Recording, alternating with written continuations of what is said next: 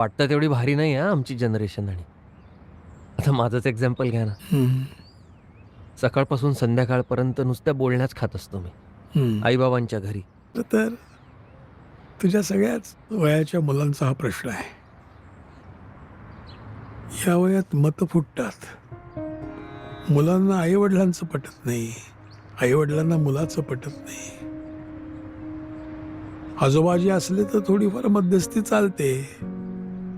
पण हल्ली किती घरात आजोबाजी असतात.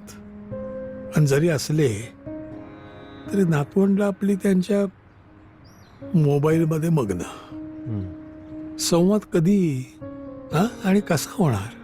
कधी-कधी ना खूप लो वाटतं माहिती आहे आजोबा. हं, परत तेच सगळे विचार येतात हं, मनात, हं, की आपल्यावर कोणाचा विश्वास नाहीये.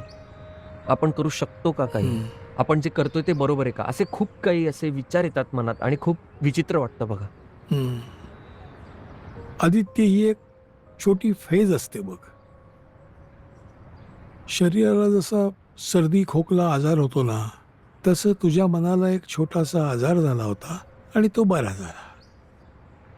तुझा तुझ्यावर विश्वास असणं महत्वाचं आहे. फार विचार करायचा नाही. हां, एक लक्षात ठेव. Take a chance. काय? Take a chance. Chance. Take a chance. Chance.